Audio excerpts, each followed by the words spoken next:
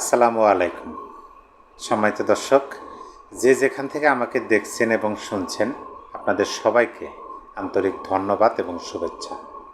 আজকের এই ভিডিওতে আমি যে শিরোনামটি ব্যবহার করেছি সেটা হলো জীবনে ভুল থেকে শিক্ষা নিতে হবে। এটা আপনি হুদাই পেশাল বলতে পারেন, অথবা আপনি অনুপ্রেরণামূলক কোনো বার্তা বলতে পারেন। যাই হোক, যেটা আপনার মন চায় সেটাই বলেন বা কমেন্টে লিখে দিতে পারেন। জীবনের ভুল থেকেই শিক্ষা নিতে হবে। দেখেন, আমরা ভুল বলতে কি বুঝি? এই যে আমাদের জীবন, আমাদের মানব জীবন, আমরা জীবন বলতে কি বুঝি? একটা মানব জীবনের ক্ষেত্রে একজন শিশু জন্মগ্রহণ করলেন, তিনি 50, 60, 100, 200, 150 বছর যাই বাঁচলেন, তারপরে মৃত্যুবরণ করলেন। এই যে জন্ম থেকে মৃত্যু, এই যে মাঝখানের এই সময়টুকুতে আমরা জীবন বলি। যে এই জীবনে আমরা কি করলাম, জীবনে শুধু ব্যর্থতা, জীবনে শুধু ভুল, জীবনের সিদ্ধান্তটা নিতে পারলাম না, ভুলে ভুলে জীবন শেষ হয়ে গেল, এই ধরনের নানান ধরনের আমাদের মানে পরিচিত ডায়লগ আমরা অনেকেই অনেক সময় দিয়ে থাকি, এটা অস্বীকার করার কিছু নাই। দেখেন, জীবন আপনার দিকে যা কিছু ছুড়ে দিতে পারে, যা কিছু, সেটা আপনার পছন্দ হোক বা না হোক, কিন্তু প্রতিটা মুহূর্ত, প্রতিটা পরিস্থিতি, আপনি কি মনে করেন যে জীবন আপনার দিকে কোনো ঢেল ছুঁড়ে দেবে, কোনো লাঠি নিক্ষেপ করবে? না। জীবন প্রতিটা সময় আপনাকে নতুন নতুন পরিস্থিতির সম্মুখীন দাঁড় করায়। আপনি কি সকালবেলা ঘুম থেকে উঠলেন, দেখবেন যে আজকে যেভাবে ঘুম থেকে উঠলেন, ওঠার পরে আপনার মনের মধ্যে যা চলতেছে বা আপনার অনুভূতিটা যেরকম হচ্ছে, গতকালকে সকালের চেয়ে ভিন্নতা। আপনি আজকে দুপুরের যে অনুভূতিটা, গতকালের দুপুরের চেয়ে আজকে ভিন্নতা। সব সময় প্রতিটা মুহূর্ত নতুন নতুন, নতুনত্ব। এই পৃথিবীটার টাকচারটা এরকম যে প্রতিটা মুহূর্তে নতুন। যাই হোক, এই কথাটা এই জন্য বললাম যে আমার যে শিরোনাম, যে জীবনে ভুল থেকে শিক্ষা নিতে হবে। পারফেক্ট বলে কিছু নাই এই দুনিয়াতে।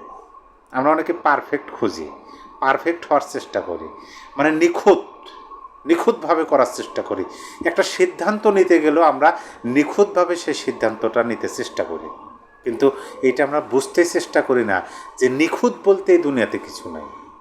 জাস্ট সচেতনভাবে বাস্তবতা যেটা যেরকম সেরকমভাবে দেখে যদি সিদ্ধান্ত নেওয়া যায়।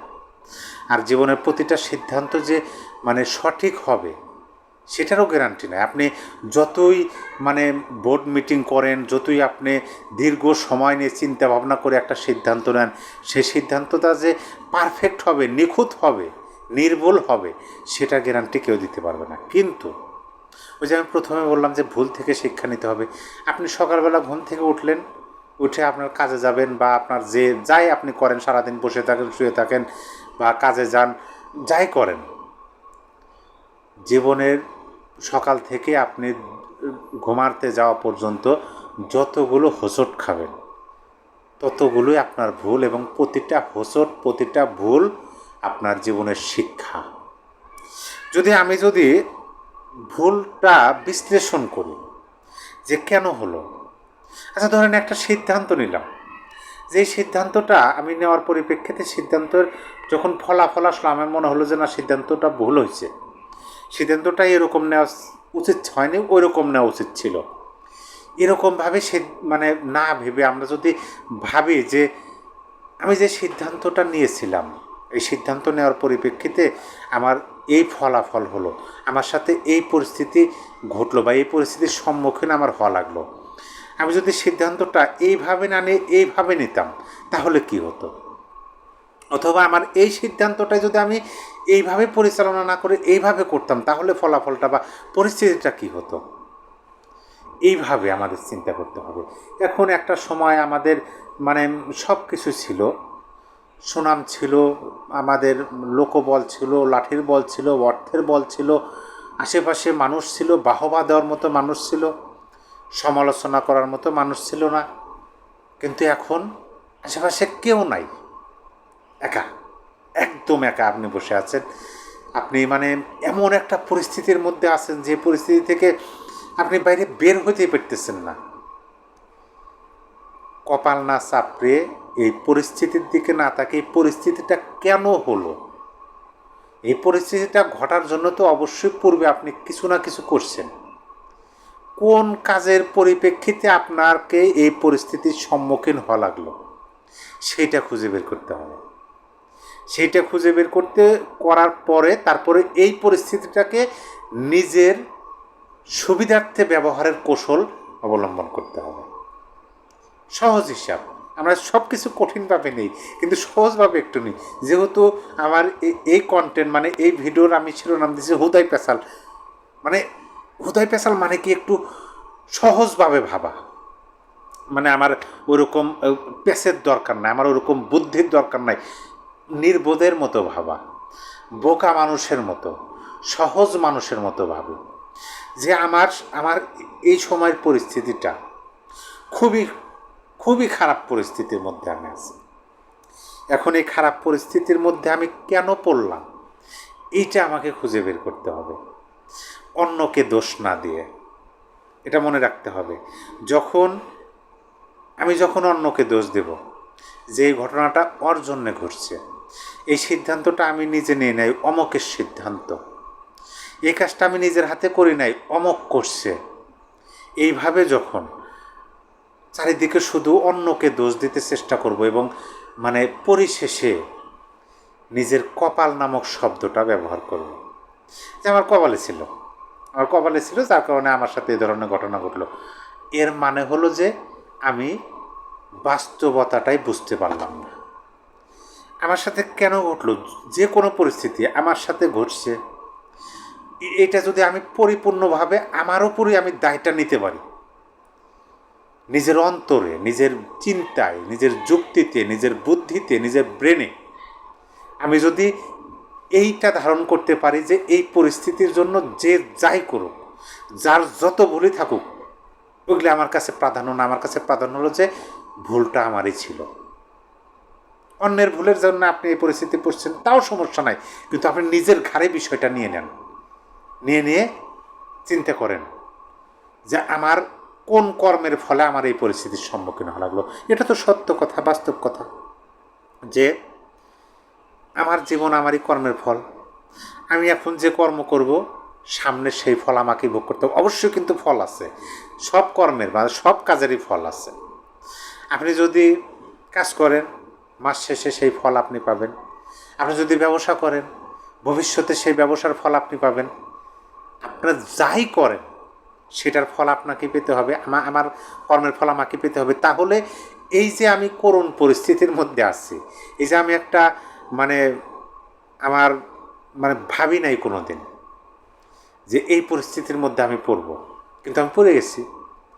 এখন এই পরিস্থিতি তো আমার কর্মের পরিপ্রেক্ষিতে আমি পড়ছি। আমি তাহলে অতীতে আমার কোন কর্মের ফলে আমি এটা পাচ্ছি, ওই কর্মটাকে আপনি নির্ধারণ করুন এবং বুঝুন যে আমি যদি ওই কাজটা এইভাবে না করে এইভাবে করতাম তাহলে কি এখন ফলাফলটা এরকম হতো। এই যে অতীত এবং বর্তমানের আপনি একটু বোঝাপড়া করতেছেন দায়টা নিজের ঘাড়ে নিয়ে, সামনে ভবিষ্যতের ফলাফলটা আপনি বর্তমান কর্ম দ্বারা সুস্পষ্টভাবে নির্ধারণ করতে পারবেন। এটাই বাস্তবতা, এটাই সত্য কথা। যাই হোক, অনেকে বর্তমান সময়ে আমাকে নিয়ে নানান ধরনের গবেষণা করে। আমি চিন্তা করছি এই বিষয়ে একটা ভিডিওতে বিস্তারিত আলোচনা করব, আপনাদের সাথে আমি বিষয়টা শেয়ার করব। কারণ সহজভাবে জীবনটাকে নিতে হবে, জীবনটাকে কঠিনভাবে নেওয়া চলবে না। এই জীবন, বাংলাদেশের গড় আয়ু কত? 60 বছর, 70 বছর। 70 বছর গড় আয়ু, এখন হয়তো বা কিছু কম অথবা কিছু বৃদ্ধি। আপনি গড়ে 70 বছর ধরেন, তাহলে 0 থেকে 70 বছর।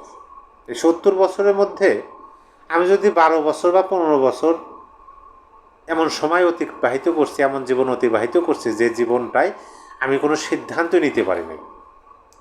তারপরে আপনি 15 থেকে যদি আপনি 40 ধরেন, এই সময়টা আমার সম্পূর্ণ নিজের ছিল, অথবা 18 থেকে 40 ধরেন। এটা কি নিজেকে স্টাবলিশড করার জন্য, নিজেকে প্রতিষ্ঠিত করার জন্য দৌড়ঝাঁপ।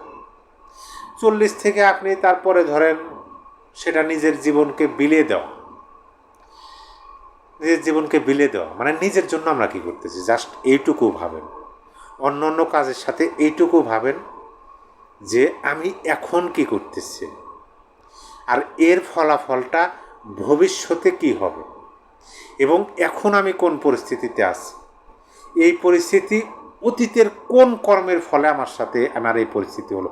আপনি ভালো অথবা মন্দ যে পরিস্থিতি থাকুন সেটাকে আরও একটু ঘষা মাজা করুন, আর একটু বিশ্লেষণ করুন, আর একটু চিন্তা করুন, আপনার মতো করে করে সামনের ভবিষ্যৎটা নির্ধারণ করার চেষ্টা করুন। কারণ মানুষ পৃথিবীতে একমাত্র প্রাণী মানুষ যিনি যার ভবিষ্যৎ নিজ হাতে তৈরি করতে পারে। আমি এখন যেভাবে আমার কাজ করব সেই কাজের পরিপ্রেক্ষিতে ভবিষ্যৎ নির্ধারণ হবে। এই দুটা কাজ করুন। আপনাদের কাছে রিকোয়েস্ট, যেহেতু আমার কথা আপনারা শোনেন, আমার আলোচনা আপনারা শোনেন, অনেকের কাছে ভালো লাগে, সবার কাছেই ভালো লাগে যারা দেখেন শোনেন, সেহেতু আপনাদের কাছে আমার এই রিকোয়েস্ট, অনুরোধ, জাস্ট ভুল থেকে শিক্ষা নিন।